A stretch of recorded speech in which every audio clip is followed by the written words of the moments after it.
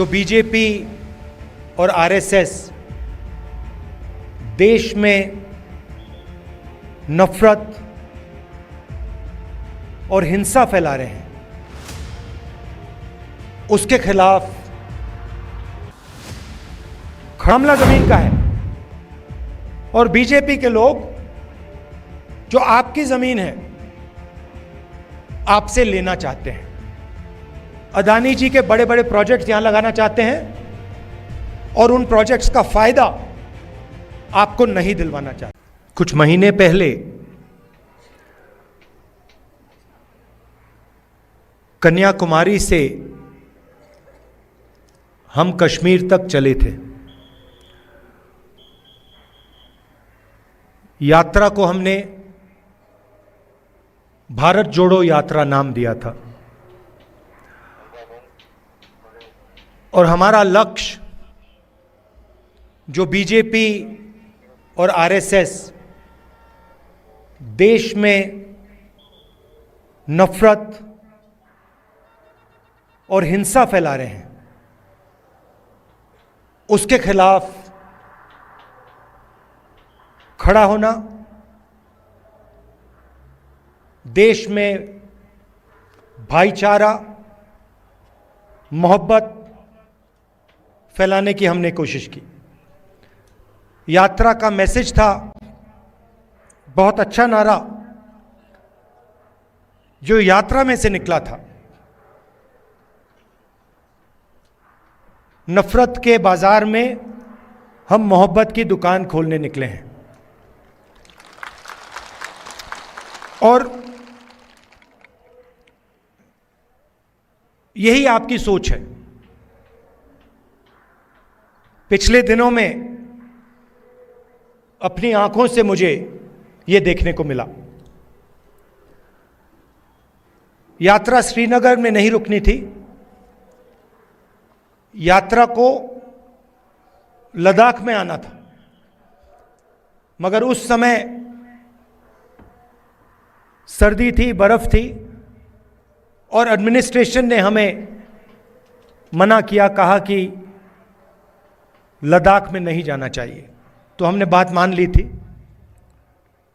तो मेरे दिल में था और अभी भी है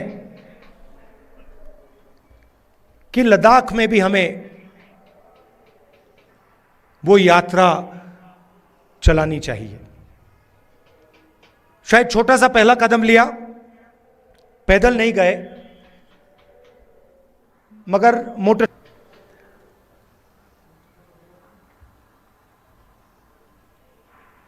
और लद्दाख के कोने कोने में मैं गया, लोगों से बात की, गरीब लोगों से, माताओं बहनों से, युवाओं से, और जो आपके दिल में है उसको समझने की कोशिश की।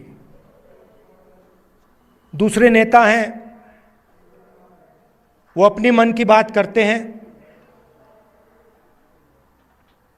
मैंने सोचा मैं आपकी मन की बात सुनूं।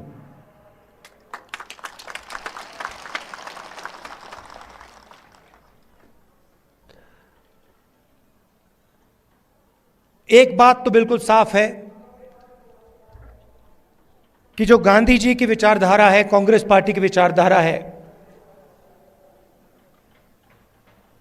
वो लद्दाख के खून में और डीएनए में है। और मैं सिर्फ नहीं बोल रहा हूं आपको, ये मत समझिए कि मैं आपको भाषण में बात बोल रहा हूं। मोटरसाइकिल में मैंने पूरे लद्दाख का चक्कर काटा है और रास्ते में देश भर से हमारे लोग लेबर का काम करते हैं। बिहार से, राजस्थान से, उत्तर प्रदेश से, झारखंड से, छत्तीसगढ़ से, अलग अलग स्टेट से यहां लोग सड़क बनाने, लेबर का काम करते हैं। और मैंने जानबूझ के इनसे सवाल पूछा। मैंने इनसे पूछा, देखिए आप यहां सर्दी में काम कर रहे हो, यूपी से आए हो, बिहार से आए हो, वहां पे इतनी सर्दी नहीं पड़ती, यहां पे -10-20 हो जाता है, आपको लद्दाख के लोग कैसे लगते हैं? क्या आपको लगता है कि यहां आप अकेले काम कर रहे हो या लद्दाख के लोग आपकी मदद करते हैं, आपको प्यार दिखाते हैं? मैंने उनसे पूछा, और एक से नहीं, अनेक लेबरर्स से मैंने पूछा, और सारे के सारे लेबरर्स ने मुझे बताया कि हम अपने घर से हजारों किलोमीटर दूर हैं, हमारा परिवार यूपी में है, बिहार में है, मगर लद्दाख में हमें ऐसा लगता है कि हमारा दूसरा घर है।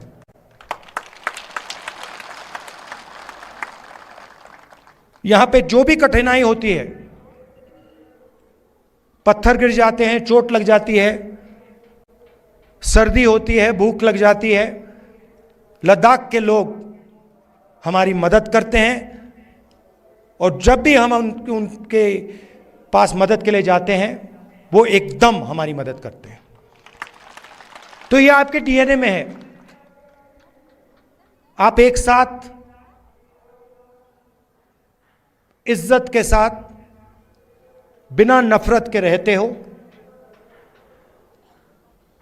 और जो कांग्रेस पार्टी विचारधारा है वो आपके दिल के अंदर है। तो इस दौरे में आपने मुझे क्या बताया? सबसे पहले आपने बोला कि जो आपका रिप्रेजेंटेशन होना चाहिए, जो आपकी राजनीतिक आवाज होनी चाहिए, जो आपके लोकल गवर्नमेंट्स के लीडर होने चाहिए, वो आवाज आपकी दबाई जा रही है। आप जरूर यूनियन टेरिटरी बने, मगर आपके जो हक हैं, आपके जो अधिकार हैं, वो आपको नहीं मिल रहे हैं। ये आपने पहली बात बोली। दूसरी बात आपने बोली कि जो रोजगार के वायदे आपसे किए गए थे, वो वायदे झूठे थे,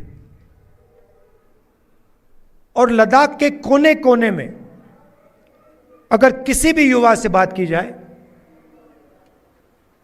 वो आपको कहेगा कि लद्दाख बेरोजगारी का एपिसेंटर है। तीसरी बात आपने बोली कि जो सेलफोन की कवरेज होनी चाहिए, जो कम्युनिकेशन का सिस्टम होना चाहिए, वो नहीं है। यहां शायद आपने लोकल एयरपोर्ट की भी बात की कि यहां पे आपका एयरपोर्ट है मगर हवाई जहाज नहीं आता है। तो मैंने आपकी बात सुनने की कोशिश की, और कांग्रेस पार्टी आपके साथ खड़ी है, और आपकी जो स्ट्रगल है, चाहे वो आपकी जमीन का मामला हो, चाहे वो रोजगार का मामला हो, चाहे वो आपका जो कल्चर है, आपकी जो भाषाएं हैं, उसकी रक्षा करने की बात हो, हम आपके साथ एक साथ खड़े हैं।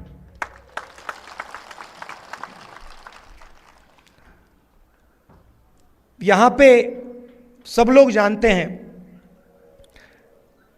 कि बहुत सारे नेचुरल रिसोर्सेज हैं। 21वीं सदी में सोलर एनर्जी की बात की जाती है, और लद्दाख में सोलर एनर्जी की कोई कमी नहीं है। बीजेपी के लोग ये जानते हैं, समझते हैं कि अगर आपको रिप्रेजेंटेशन दिया जाए तो फिर वो आपसे आपकी जमीन नहीं छीन पाएगी। मामला जमीन का है और बीजेपी के लोग जो आपकी जमीन है आपसे लेना चाहते हैं। अदानी जी के बड़े बड़े प्रोजेक्ट्स यहां लगाना चाहते हैं और उन प्रोजेक्ट्स का फायदा आपको नहीं दिलवाना चाहते हैं। हम ये कभी होने नहीं देंगे।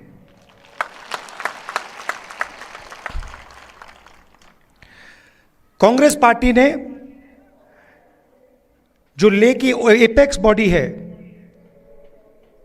और कारगिल डेमोक्रेटिक अलायंस जो है और इनकी जो डिमांड्स हैं उनका हमने पूरा समर्थन किया है।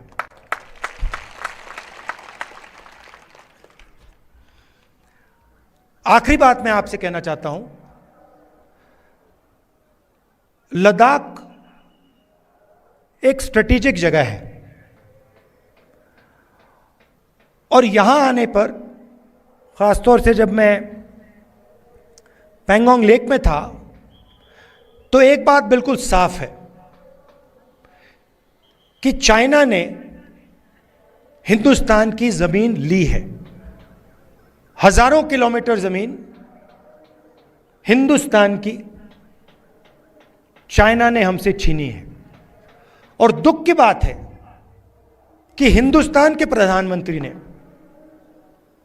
ऑपोजिशन की मीटिंग में कहा कि हिंदुस्तान का 1 इंच किसी ने नहीं लिया है। यह सरासर झूठ है। लद्दाख का हर व्यक्ति इस बात को जानता है कि लद्दाख की जमीन चाइना ने हिंदुस्तान से ली है और प्रधानमंत्री जी सच नहीं बोल रहे हैं। और आपका जो रोल रहा है, खासतौर से कारगिल का रोल रहा है, उसके बारे में भी मैं कहना चाहता हूं। जब भी हिंदुस्तान को आपकी जरूरत पड़ी है, जब भी बॉर्डर पे युद्ध हुआ है, तो कारगिल के लोग एक आवाज के साथ हिंदुस्तान के साथ खड़े हुए हैं। यह आपकी हिस्ट्री है। यह आपने एक बार नहीं, अनेक बार देश को दिखाया है। तो मैं इसके लिए आपको दिल से धन्यवाद करना चाहता हूं और आपको आश्वासन देना चाहता हूं कि इस देश में बहुत सारे धर्म के लोग हैं, अलग अलग जात के लोग हैं, अलग अलग भाषाएं बोलते हैं लोग।